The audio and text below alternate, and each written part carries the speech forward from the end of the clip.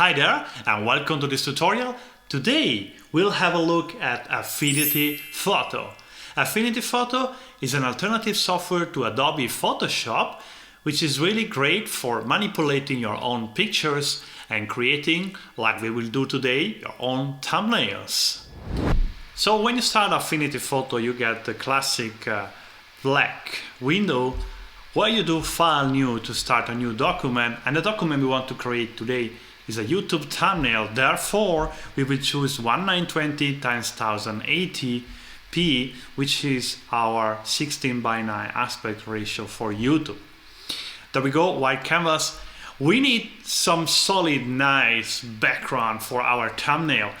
And we will use one of the very cool features of Affinity Photo, exclusive to Affinity. You will not get this in Photoshop. We just go on the Stock tab here, and we can search on Unsplash, Pexels and Pixabay, which are the major providers of free content that you can use in your own pictures. So what we are going to search as a background, something abstract. And we want to kind of match the color of Affinity, which is around pink. So let's see what we have. We can search abstract and maybe even gradient. Abstract gradient to get a little bit more like an abstract vibe. Not bad. I think it wouldn't look nice with kind of like a sky. Maybe this one looks like a good sky. So let's bring it in the picture. All right, there we go. It's already imported. Now, it is imported as a layer, so we go back to layer, and that is our layer that we just imported. So we can zoom out. I mean, just easy gestures here, nothing fancy. As you can see, our picture is way larger than our canvas, so we can resize it down. And I would say, yeah, I don't want so much gradient, so maybe let's say something like this. And then let's make it brighter. To make it brighter, we can use one of these adjustment layers. Very nice feature. Actually, you can also get them from here, adjustment layers. And what we want to do, we want to push a little bit high. So we can use several options. We have the levels, the brightness. Let's use brightness this time. We could also use exposure, maybe. But let's see, we increase the brightness, not bad, and the contrast, all right. Okay, we can take this as our background. Next, we want to get the Affinity logo. So for the Affinity logo, we will go on Safari and search for Affinity logo on Google Pictures. There we go. We want something kind of high-res, you know, because the picture is relatively big. Let's see what we get. This is not bad. Affinity Photo. Yeah, maybe we could put some filter here to get a little bit higher res picture, right? So okay, this looks fine. So say we want to download this image. So let's download this image to download. There we go. Next, we drag the image we downloaded inside our canvas. So as simple as that. And now it's important.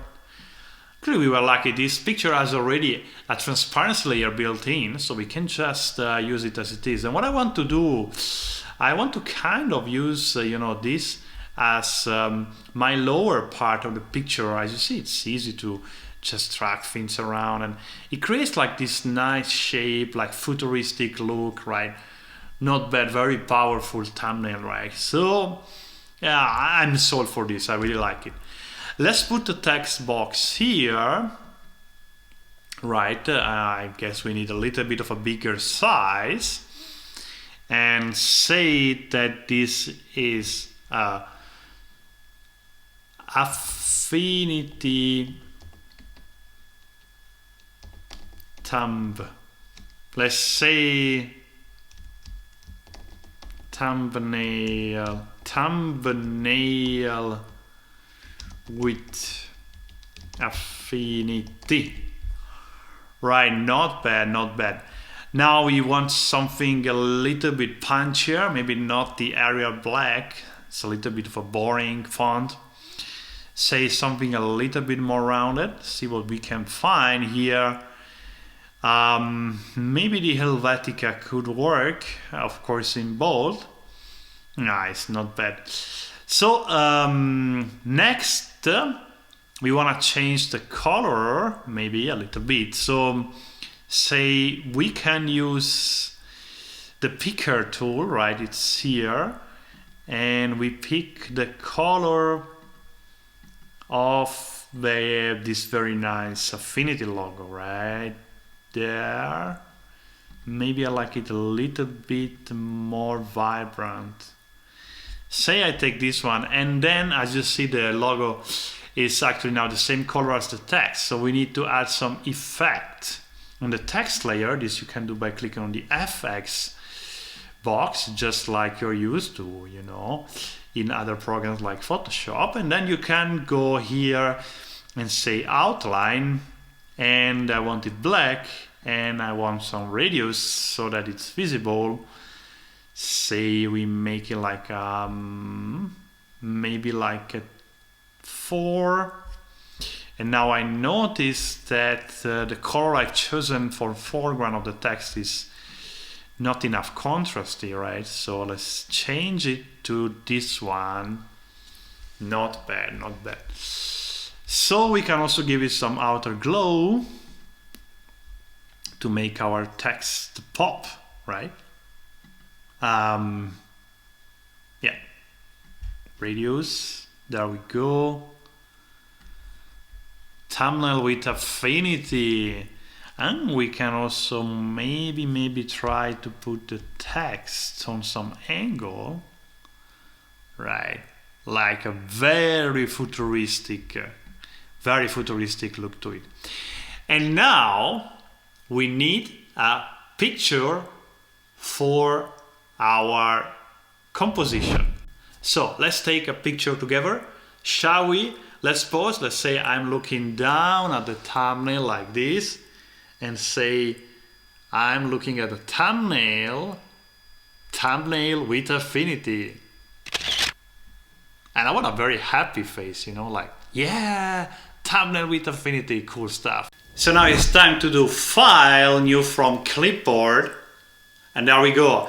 This is the picture we just taken together.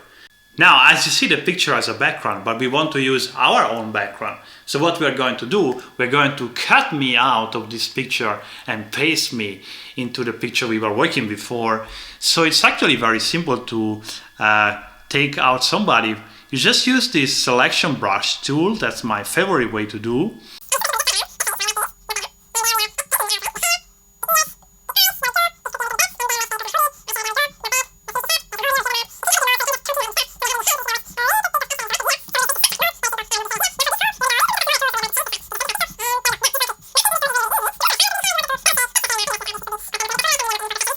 So then we just copy this into our picture here. Now, as you notice, what happened is that everything was copied, not just the selection. This is because there is an important difference between Affinity and Photoshop. So let's go back to this picture where we were creating our selection. And now, if I go down here, I click on the mask button, and voila.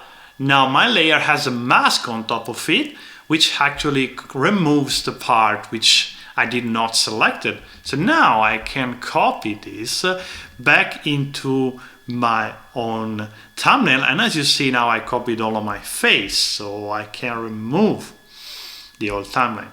Now if I don't want to get the effects, I can move it up before the effect layer, and now as you see, my face does not get the effect of the underlying layer. So now I can scale it a little bit. Yeah, just like this, right? Not bad for a thumbnail created on the fly. I think this picture could use a little bit more light. So let's add one of these adjustment layers that we like so much. And we can also see a preview here of what the adjustment will be. This is really, really handy. For example, we can look at the vibrance. This will increase the contrast, the brightness, but maybe it's just a matter of increasing a little bit the exposure here. There we go, +1 stop seems about right, but it's maybe a little bit too much. So let's go back to layer. Let's go, we can also increase a little bit the vibrance, a tad bit, and for the exposure, as we said, this was too much. So let's say we do something like a 0.5 could work, right? Kind of okay. I mean, we are not going for the perfect ever. And we can also use a very handy feature here. I mean, if you zoom in, you will see that the mask is a little bit hard. But the cool thing is that since we're using a mask layer, we can actually easily soften the mask. How do we do it? We can go here. Let me find it for you. We go here on the mask layer and we call the refine function.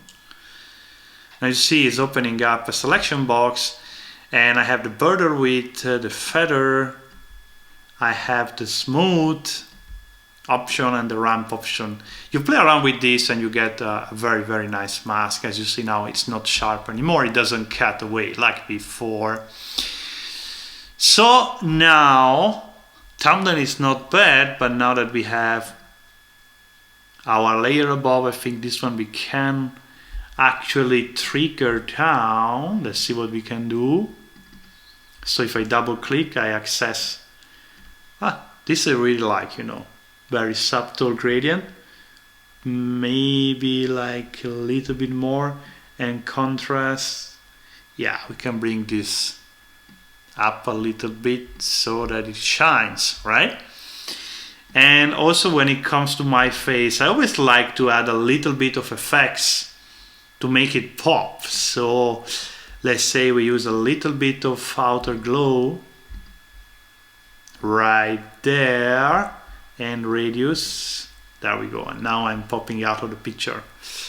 And as for the text, I think it's a little bit colliding with my face, so maybe we can move this a tad bit down, and the thumbnail with Affinity can go a little bit up, just like that.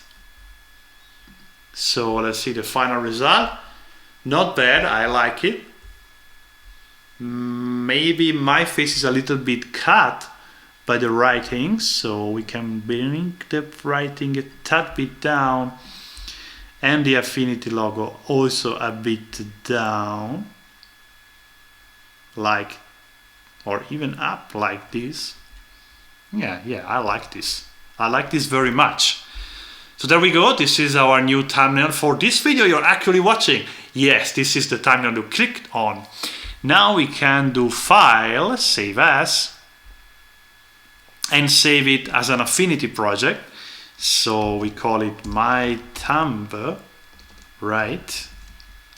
So just like that, My Thumb. But if we want to get it for YouTube, we will need a JPEG file or a PNG file, but that's very simple. We just go here and do File, Export, and then select JPEG. We don't need 100%, I would say 90% is enough.